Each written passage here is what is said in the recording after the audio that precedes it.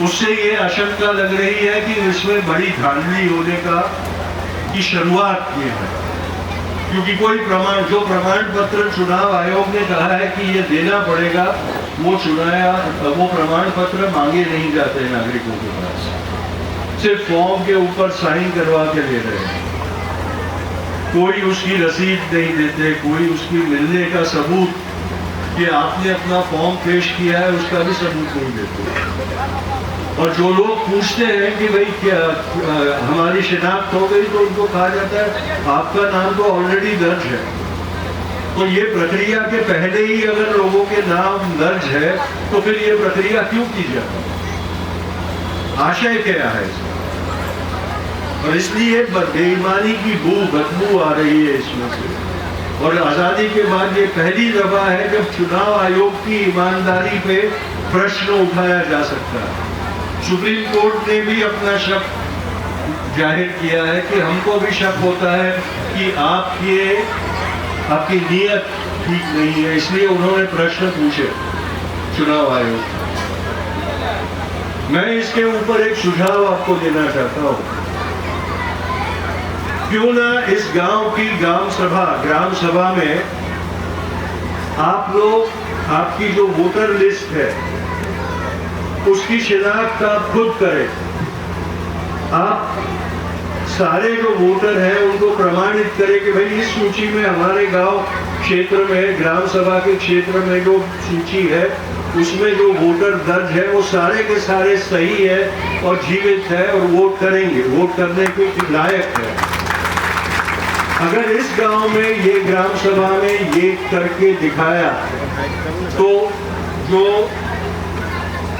अलाउद्दीन शेख साहब ने महाराष्ट्र के एक गांव का, जहां बैलेट पेपर से वोटिंग करने का फैसला किया गया था, वो मिसाल यहां बन जाएगी बिहार में। और अगर फिर चुनाव आयोग कहे कि हम इसको मानते नहीं है तो हमको भी एक कारण मिल जाएगा कि फिर हम आपके जो प्रयास है उसको भी मान्यता नहीं देते।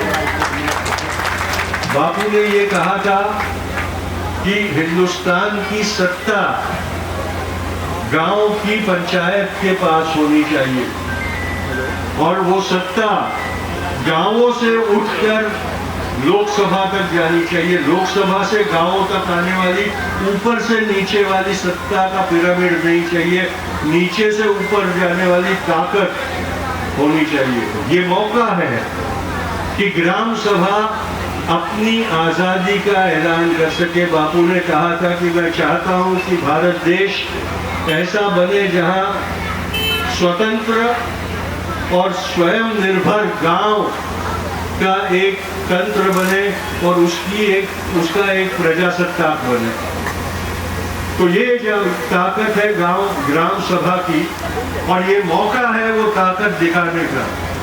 और जो राजकीय पक्षों का और सरकार का ये बद इरादा है उसको चुनौती लोकशाही पद्धति से हम चुनौती दे सकते हैं, संवैधानिक पद्धति से हम चुनौती दे सकते हैं।